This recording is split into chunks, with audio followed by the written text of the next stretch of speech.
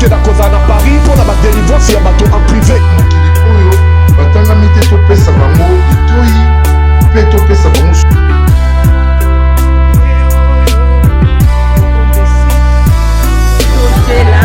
Na papa na pasi bino mbote na kombo na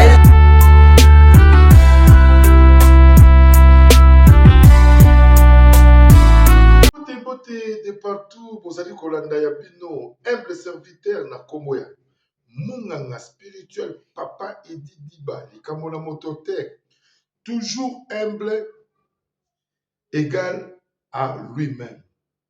Naëla Kabino, toujours masolo kitoko, masolo édifiant, musical, chrétienne, sportive, politique, yamboka na biso, pote pona kolakisa ba imboka, boye bandenge nini, tozali ko fonctionner na kati ya chaîne na bino, oye kambami na ngamo ko Munganga spirituel. Toza na chaîne Ediba TV Mwana Congo, Ediba TV Mwana Mboka Congo. Oyo tout ba tranche wana ezali ko fonctionner kitoko pe malamu Nzambe asatie loboko na tango oyo ya ngai. Lelo toyeli bino lisolo ya concert oyo ebetami na Dôme de Paris avec le groupe chrétienne, gospel chrétienne Oboyebi, famille Makoma awuti kosala oyo tokoloba pe awuti kobuka Dôme de Paris. Famille Makoma a bêti concert à Bouki Dôme de Paris, Internet saturé, partout net Mobimba, Mokilima Bazali Kolobela, groupe Makoma. Ngala yepe ko expliquer ba ye oyo balandaka biso na kati chaîne oyo Ediba TV na bokebi pe na bwanya oyo kabami na humble serviteur Munganga spirituel papa Edi Diba ya kolakisa na ndenge na saleli pe analyse ya kozongisa parce que ici on parle de l'analyse. Na moni ba misusu basali bandenge na bango balobe na bandenge na bango biso awa toya kolakisa nde rien que vérité babuki Dôme de Paris babeti kitoko balakisi expérience ya concert bango baya na style ya air wana à l'époque. Quand je dis air wana à l'époque yo nani yeba ozalaki nini air wana oza kobeta clavier toza koyemba na ghetto polobi ba découvrir yo ndenge moko pe na biso toza ko ignorer mutu te bato na bato baka na tana bango biso pe baminganga spirituel on tokoti masolongo na kati ya ba masolongo tokuti pe ba misusu bazali pe bazali kosala déjà mosala et tant que humble serviteur mosali na nkolo naza kotanga yango na ndenge ya logique. Yango lelo toye kopesa bino message kitoko o bomoni spectacle. Dôme de Paris ezalaki saturé na ndenga mokete, ezalaki vraiment saturé ya kosakana te pona koya kokumisa nkolo. Pona koya ko assister na message chrétien na banzembo oyo eza ko édifier mutu. Ozalaki na masumu nzembo ya pamba elamusi mpe ekangoli yo me na ndenge ya rap baya na système ya kobeta look moko ondire baza koadore nzambe te me tozali koadore nzambe na kati ya bamiziki na bango. Le même genre là à l'époque c'était une grande famille bazalaki sambo tolobaka 7 na kati ya famille wana toye kodécouvrir ndenge bazali kosala mosala na bango ya bonzambe nde tolande bahistoire na bango epai babimeli losambo ti bakei wana kuna bokozwa ngo mokolo mosusu me lelo ezali kolakisaka syntheuse ya concert na bango lolenge babeteli yango alors que bango nyonso presque sont là sont des pasteurs sont des prophètes sont des évangélistes bazali wana na kati ya groupe famille Makoma. Coup de chapeau na papa et maman Makoma na eloko kitoko batikeli biso héritage ya bana oyo bandimaki kotambola na ligne ya kobanga nkolo. Bato batambola na ligne ya kobanga nkolo barataka te toujours récite ezalaka. C'est la même chose na biso oyo toza na récite pourquoi tokotambola na kobanga nkolo tokotambola na we mosusu te we c'est-à-dire na nzela mosusu te nzela na biso yalika même guide au salut éternel. Famille Makoma baela biso style oyo bato mosusu à l'époque ba kritikaka bango. Bakobeta musique komona ya bandeko basi, batie crayon, batie look, maquillage, baleka na ba chaîne ndenge na ndenge pona kopesa ba explication. L'habit ne fait pas la moine. Donc c'est-à-dire que ko juger mutu te na lolengo za komona ye. Otalinga o juger nga a wana kutu te. Nzambe nde ayebi kati ya mutu wana. C'est-à-dire quoi? Le lot de découvrir moi mon spectacle où il est kaki mokolo ya le 24 octobre 2025 et une date historique pour la biso ba chrétienne, pour la biso ba umbu na kolo, pour la biso ba tutondimi ko sale la kolo, pour la biso ba ministre ya Nzambe ya kolo awa ose groupe Makoma apesi du meilleur, apesi du talent à la kisi niveau na ye pour la kola qui sa peuple de Dieu oyo baya na sima bata la droite ya vie yango pe bango nyonso wana okoyoka sekel ya moko te ya mabe tukela ba commentateur bobenga ndeko misala kobenga soki ya mabe ezali tokozala justifier pe toko expliquer bino bamemela so banzembo ebele éducative bamemela biso pe lelo rythme moko ya ko changer gospel rythme à l'époque il y a des frères Mété na ba pasteur le loyo otubengaka Patrice tozo ba vidéo ya concert ya Dôme de Paris na le meilleur au ba peseki biso na mokolo le 24 octobre pour na kolendisa biso nga na lenda maki déjà et puis bate ya kinga pe ba édifier kinga na oyo ezangaki na kati na ngai toleka.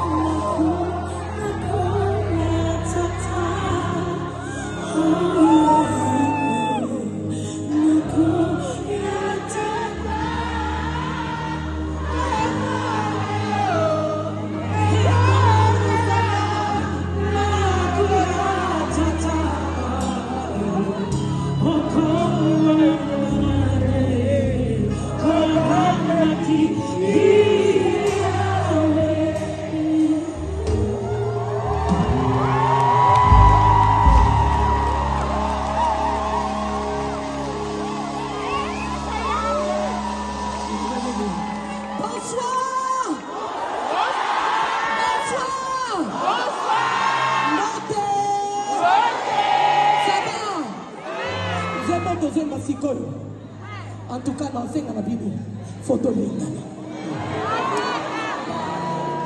et l'homme a le bataka bokanga na mato ina bino bien. Mutu na mutu avana na mboka na Zamba sali Afrique, Zamba sali Europe, Zamba sali Amérique. Bon salama yele makamalo na bino c'est très profond. Zamba yebiti na pesa ki mutu na mutu mboka na ye. Mais il faut parler en français. Alors, mutu mboka te akoki kobana na mboka muninga sans permission. Alors, Dolindana. Elle dit tout le monde, il faut que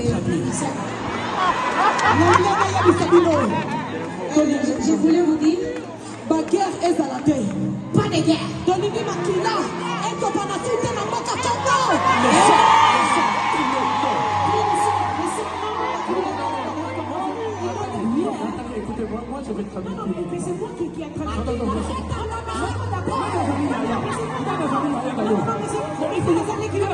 ya. Non, mais c'est moi qu'il faut que je...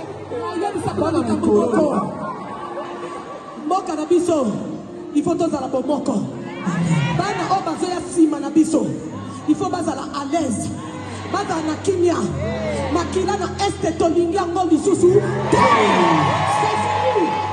Ana mopesanga anga bien. Makila etanga lisusu. Makila mutu amana na mboka na. Hallelujah. Maintenant on chante Maka. Ah, bon habillons. L'amour dépasse toute chose. Tu peux prier comme tu veux. Tu peux faire des jeûnes 21 jours, 22 jours. Mais si tu n'as pas l'amour, tu ne verras pas Dieu. 1 Jean chapitre 4 verset 8. Le nom de Dieu, c'est l'amour. Comment tu peux aimer Dieu que tu ne vois pas? Mais l'homme que tu vois, tu penses mauvais contre. Notre Seigneur est 1 Samuel 16, verset 7. La parole dit, toi Samuel, tu regardes selon l'apparence, mais moi Dieu.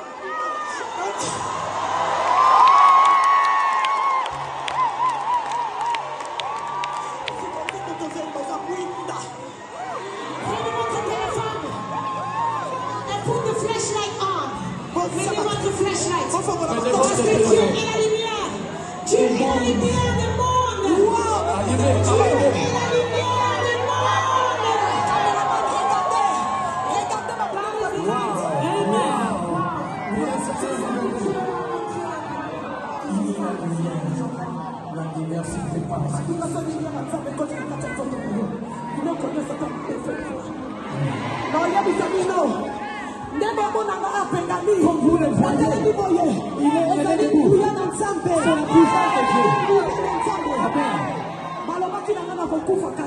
Jamais.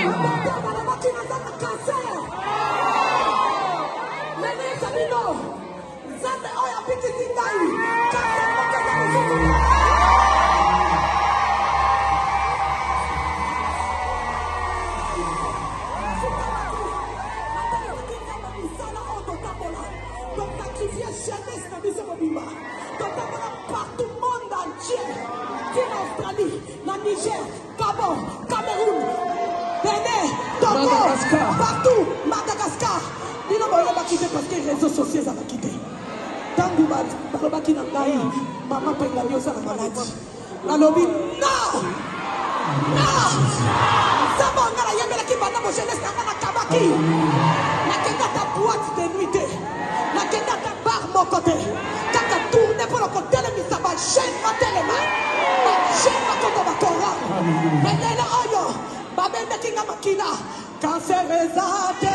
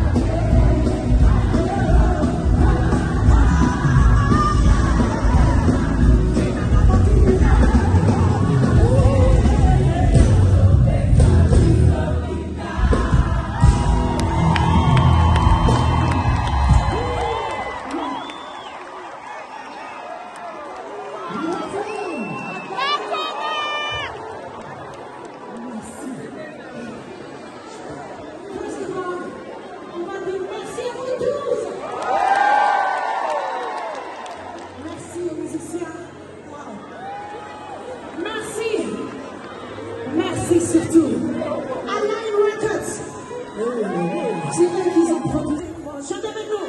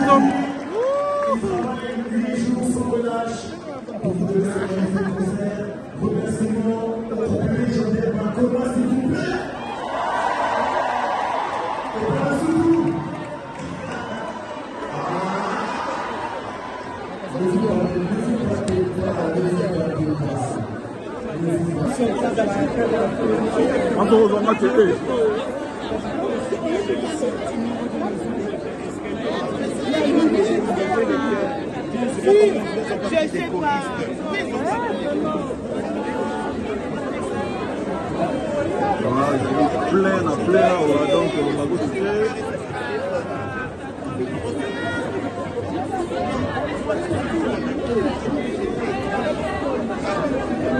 Oh, jazz ensemble là, jazz est ensemble là. Jazz s'est retrouvé à Harmonie. Jazz a des mots, pardon.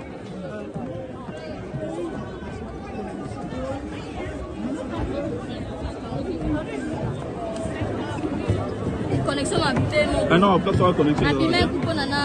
Voilà. Allô? Allô? Aux internautes, fidèles attentes sur le www.elengia.congo. Là, nous allons déterminer ces grands événements, les retours de Makoma sur Paris. Après plusieurs années, vraiment, c'est les cartons. Il y avait du monde. Ça déchire! Le Saint-Esprit était au contrôle. On a dansé, plein de souvenirs. Donc, si vous n'a pas rien à dire, on est là, quoi. Vous voyez? La parole paye à Zaki, il y a du loup à Zaki. Ouais, ça me l'a raté. Sans Yesu.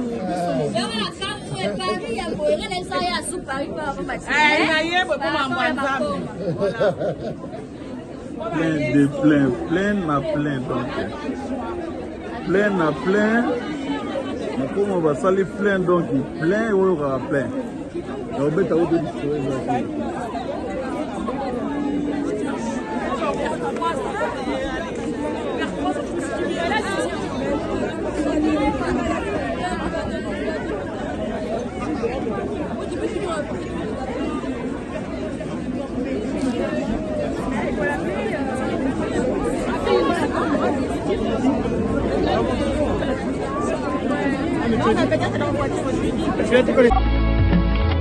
Allô?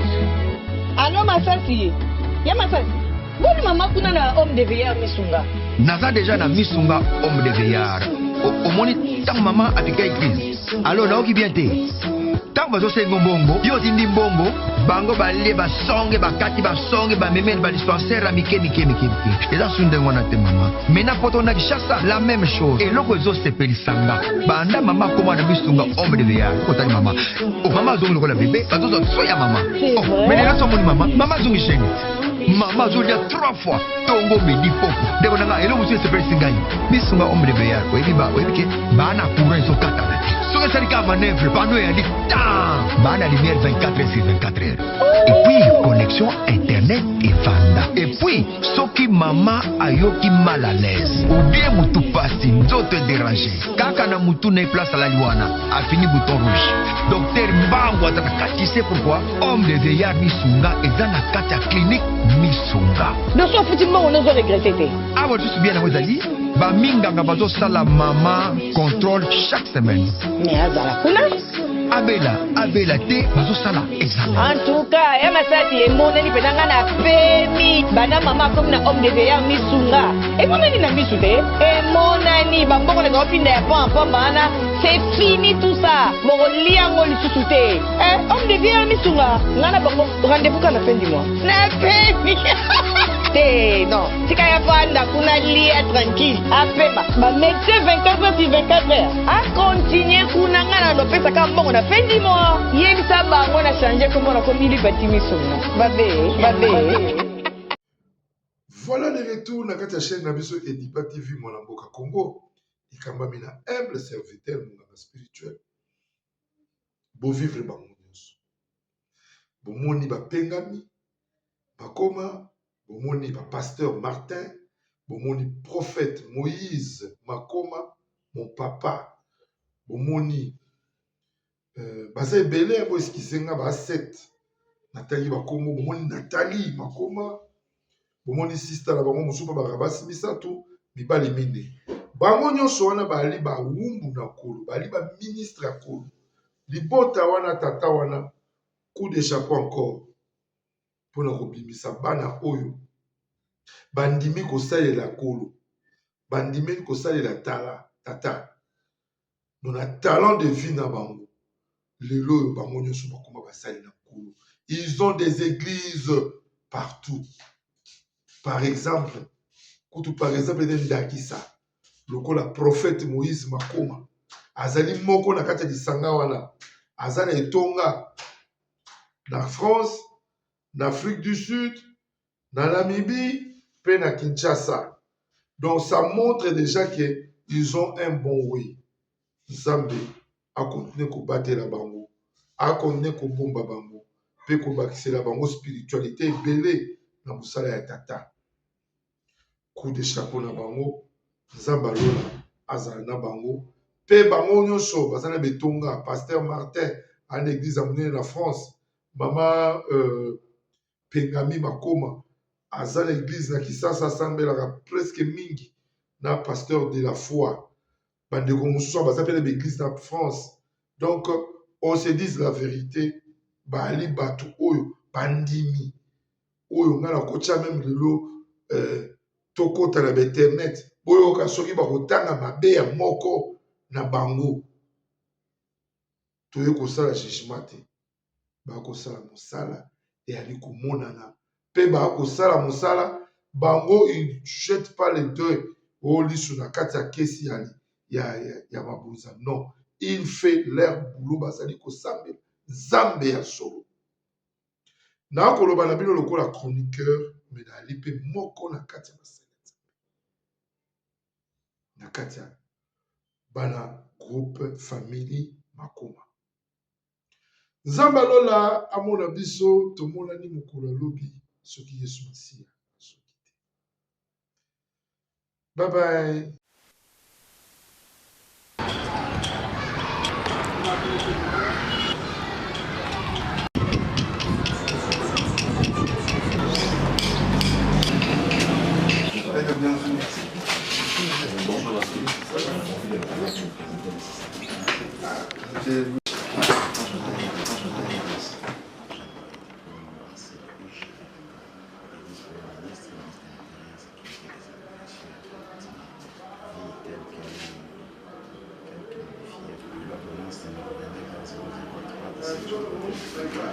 Fixant l'attribution du ministère en son article avait la demande d'enregistrement introduite en date du 31 janvier 2025 par M. Zetam, Talongessel, Jean-Paul Talon, Essa, Eliot, Jeff, membre fondateur de la formation politique dénommée Union des jeunes d'ailleurs.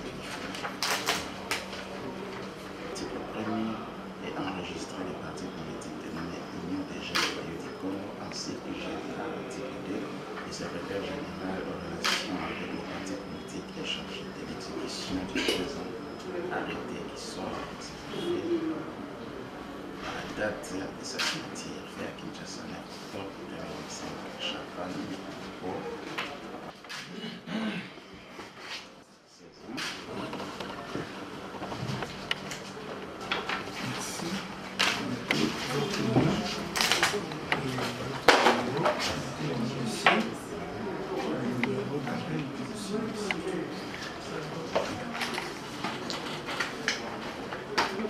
je vous adresse de très sincères félicitations parce qu'aujourd'hui vous avez l'honneur de recevoir officiellement l'arrêté ministériel d'enregistrement de votre parti politique qui aujourd'hui a le même droit que les autres partis politiques, même ceux de 1991.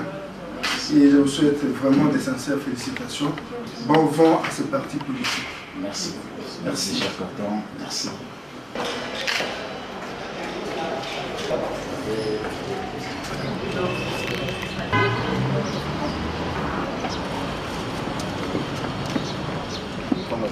Bonjour Monsieur le Président. Bonjour Madame. Nous vous recevons aujourd'hui. Pouvons-nous savoir qui vous êtes?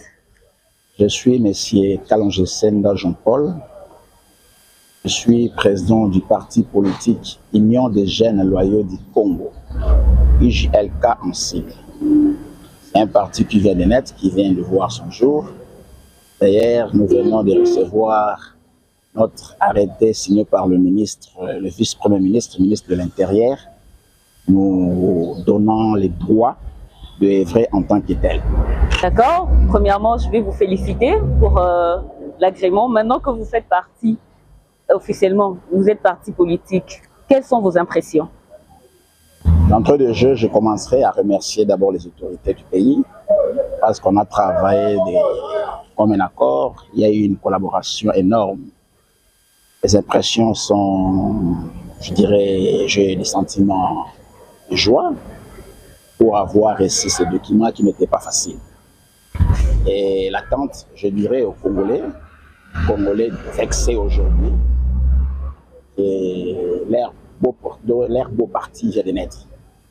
Au nom du GLK, car à la fin, Congo avec K, nous sommes ceux qui aspirent au recours à l'authenticité. À l'authenticité, on était un pays, un peuple respectueux, un peuple de droit, un peuple de valeurs, je dirais, congolaises. Congolais et Congo avec K. Et ensemble, avec la population, on pourra peut-être relever le défi. D'accord. Et pourquoi Union des jeunes loyaux du Congo, Congo avec K? Et comme je dis d'entrée de jeu, nous sommes ceux qui aspirent au retour à l'authenticité. À l'authenticité, c'est Congo avec C n'existait pas. Mais on a eu à connaître un Congo avec K, un royaume, un peuple qui s'identifiait en Congo avec K. Étant chrétien, étant croyant, nous croyons aussi que pour être béni, les noms aussi portent une bénédiction. Tout comme la malédiction s'identifie aussi au nom. Dans la Bible, nous sommes dans le livre de Genèse chapitre 32, verset 34, si je m'abuse. Voyons comment Jacob a reçu ce nom d'Israël, alors qu'il s'appelait Jacob. Et bien plus avant, on voit Abraham qui s'appelait Abraham.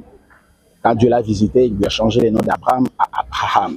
Mais nous sommes là pour faire voir et faire connaître à tout peuple congolais et nous sommes là pour rénover à nouveau et on va accoster tous ensemble. Alors qu'est-ce que nous, peuple congolais, nous devons attendre de votre parti? Parce que vous êtes sans ignorer que le parti, il y en a légion dans notre pays.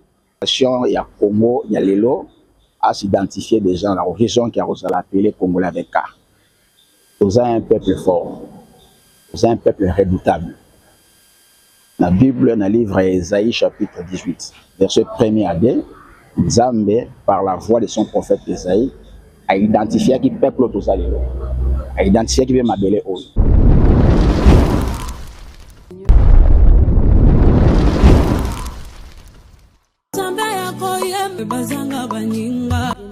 Seigneur nazali chez la Mwanda Fondation na yeli sous liboso na bino pona osenga bino merci na ba oba soutenir orphelinat chez la Mwanda nzambe yalola apambola bino tozomona ba effort na bino tozomona bolingo boza nango à travers Fondation chez la Mwanda nzamba pambola bino na yeli sous liboso na pona kosenga bien aimé bokanisa bana na bilamba bokanisa bana na kolia bokanisa bana na minerval bokanisa bana na ba soins médicaux nzambe ya kozanga te kopambola bien aimé ozana posa ya kosunga ozoluka place ya kotia mbongo na yo bien aimé tala place ya malamu yango ya kotia mbongo na yo na Fondation chez la Mwanda nzambe akozongisa bebila kopambola bakoko na yo akopambola pe bana na yo na pamboli bino na kombo na Yesu.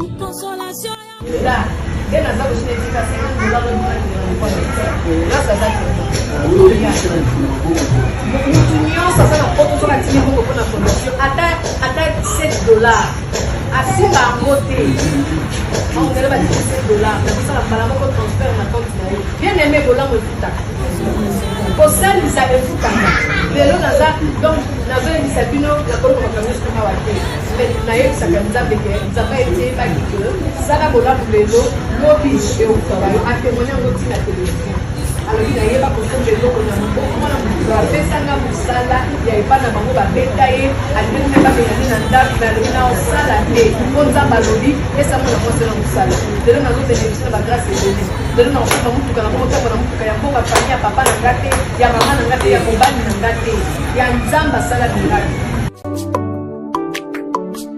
consolation ya